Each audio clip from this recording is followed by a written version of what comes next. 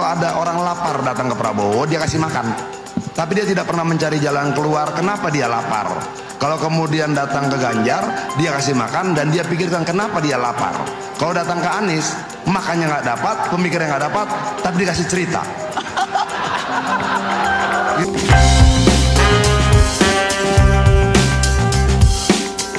Nah, di sini bahkan juga Bawaslu turun tangan ya, yaitu bahkan menghimbau yaitu menteri yang berpihak mendukung calon capres dan cawapres itu harus cuti. Nah, tetapi di situ apakah sudah cuti ya? Kalau kita ketahui ya dari pendukung Ganjar Pranowo dan Pak Mahfud MD, menurut saya bukan hanya cuti, melainkan langsung mundur. Di situ menurut saya contoh yang paling keren sekali yaitu pasangan calon nomor urut 3 di sini.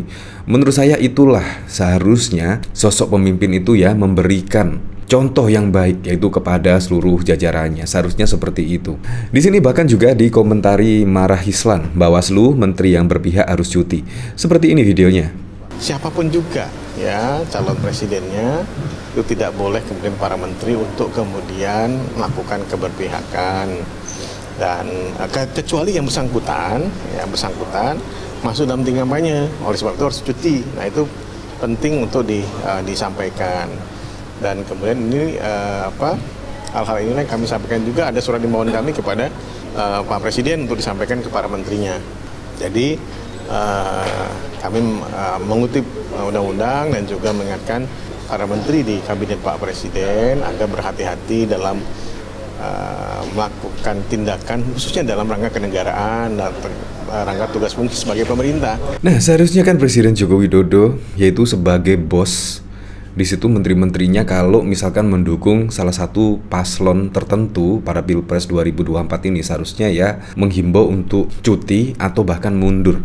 Nah, tetapi memang peraturan saat ini menurut saya sangat tidak berimbang sekali ya, apalagi dari Kepres yang diterbitkan oleh Presiden Joko Widodo bahkan menyebut menteri dan bahkan juga kepala daerah yang didaftarkan sebagai capres dan cawapres itu bahkan tidak perlu mundur. Nah, akhirnya di sini menjadi simpang siur.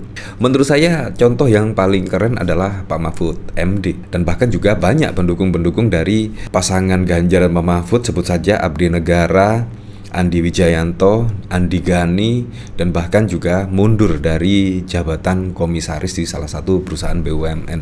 Di situ menurut saya sangat keren sekali dan menurut saya contoh yang patut ditiru lah di situ. Apalagi juga menjadi capres cawapres ya, seharusnya juga memberikan contoh yang baik. Nah, di sini bahkan juga ada komentar dari Denny Siregar ya, yaitu bahkan mengomentari tentang Adian Apitupulu. Menurut saya sangat keren sekali. Bahkan Adian Apitupulu membandingkan capres-capres yang lainnya seperti Pak Prabowo Subianto, Ganjar, dan Anies Baswedan.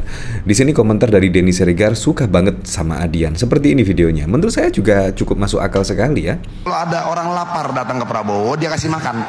Tapi dia tidak pernah mencari jalan keluar, kenapa dia lapar. Kalau kemudian datang ke Ganjar, dia kasih makan dan dia pikirkan kenapa dia lapar. Kalau datang ke Anies, makannya nggak dapat, pemikirnya nggak dapat, tapi dikasih cerita. Gitu loh.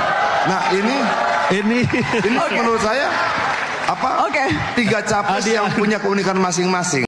Nah, menurut saya juga seperti itu ya. Kadang-kadang kan di sini musim pemilu, pilpres, pilkada, di sini kemungkinan banyak caleg-caleg atau bahkan juga capres-cawapres akan menjanjikan hal sesuatu yang tidak masuk akal misalnya. Jadi memang kita harus memilih capres-cawapres yang benar-benar masuk akal, yaitu program-programnya yang masuk akal, janji-janjinya yang masuk akal. Menurut saya disitulah. Kalau dilihat dari perbandingan di sini, ya semuanya bisa berjanji. Tetapi apakah bisa mewujudkannya? Apakah bisa merealisasikan janji-janjinya? Kalau kita lihat Pak Prabowo Subianto di situ ya, kalau kita lihat rekam jejaknya yang pada waktu lalu ya Anda bisa menilainya sendiri lah, banyak kok, yaitu di berita-berita yang ada. Kalau memilih Anies Baswedan misalnya, di situ juga bahkan banyak sekali berita-beritanya saat Anies Baswedan menjanjikan rumah DP 0% misalnya. Di situ juga Anda tahu sendiri program OKOC, yaitu dibiayai, diberikan modal usaha dan dicarikan pembeli. Di situ juga bagaimana kabarnya, dan masih banyak lagi. Jadi memang kita harus memilih janji-janji yang masuk akal, yang realistis, yang kemungkinan bisa dikerjakan oleh capres-cawapres tersebut yang menjanjikan program-program tersebut. Menurut saya seperti itu. Jadi menurut saya apa yang dikatakan oleh Adian Apitupulu sangat masuk akal sekali kalau melihat dari capres-cawapres di sini. Menurut saya solusi itu sangat keren sekali. Ya, kalau ada rakyat lapar dikasih makan dan dikasihkan solusi supaya besok tidak kelaparan. Kurang lebih seperti itu. Nah, dari sini saya juga penasaran kira-kira komentar-komentarnya seperti apa ya di sini. Di sini dari Vera kasihan Anies. Jenderal lapangan. Bang Adian selalu skakmat, nggak pernah skakster. Dulu biar ada opsi menyelamatkan diri. Numpang ya. Di sini dari David, Bang suka nggak sama video Rocky Gerung yang komen debat terakhir Ganjar? Pasti suka ya. Bang Adian sudah keluar. Kubu 02 kayaknya nggak mungkin nurunin satu lagi. Di sini dari Muhammad, ada yang kurang bang. Kalau datang ke Pak Ganjar dikasih makan, dicarikan jalan keluar, kenapa? Di sini dari Rido, Pak Prabowo sudah lama beliau lakukan, yaitu untuk mencarikan makan dan pekerjaan juga. Ya seperti itulah. Di sini dari Papa Jo, kalau Pak Ganjar mungkin disuruh makan internet. Kenyang nggak kenyang ya internet tuh. Kalau Pak Prabowo kasih makan tanpa perlu cari kenapa dan ada apa. Kalau Pak Anies dibilang minta makan dikasih cerita, mending makan dulu ketemu Pak Prabowo. Habis itu datang ke Pak Anies dengar cerita. Kalau menurut saya sih dari rekam jejaknya ya, menurut saya yang paling bisa merealisasikan janji-janjinya dan janji-janji yang sangat realistis sekali ya ada di program Ganjar Pranowo. Apalagi juga program Ganjar Pranowo saat ini sangat digandrungi oleh masyarakat karena program-programnya sangat pro dengan masyarakat ya, seperti program satu sarjana, satu keluarga miskin, satu desa, satu vaskes, satu nakes. Menurut saya di situ sangat dibutuhkan oleh masyarakat. Di sini bahkan juga ya kalau kita lihat dari Bawaslu, yaitu bahkan menghimbau untuk menteri yang melakukan dukungan capres-cawapres dan masuk tim kampanye di sini wajib cuti. Nah, di sini dari Kang Manto, luar biasa Pak SBY rela cuti melukis demi kampanye 02. Nah, di sini memang ada sebuah artikel berita SBY cuti melukis demi turun gunung kampanye Prabowo Gibran. Nah, di sini kan keren ya.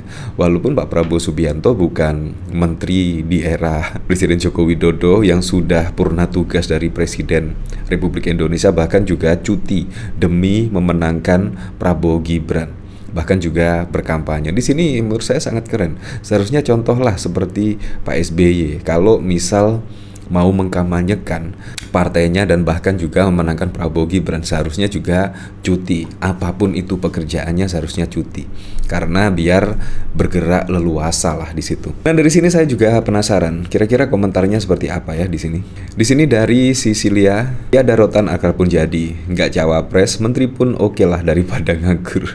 Sayang anak juga tuh SBY. Di sini dari John, hahaha, mantap. Mesti wajar melukisnya digaji kali Pak. Semua hasil lukisannya dibeli oleh SKPD seluruh Indonesia untuk hiasan kantor. Dalam hati SBY ngomong, kampret, gua udah berusaha buat anak gua jadi Kogasma, ketum partai mediocre, tapi tidak berhasil mengantarkan jadi cawapres. Di sini dari Wibisono, pelukis, kalau cuti melukis tandanya otaknya lagi mampet, nggak bisa konsentrasi. Ya cukup masuk akal sekali. Ya apapun itulah, menurut saya apa yang dihimbaukan oleh Bawaslu menurut saya juga sangat benar sekali dan sudah dilakukan oleh para pendukung Ganjar Pranowo, bahkan mundur dari jabatan. Apapun itu untuk Pilpres 2024 mendatang, semoga saja berjalan dengan aman, berjalan dengan lancar, dan yang paling penting berjalan dengan jujur dan juga adil.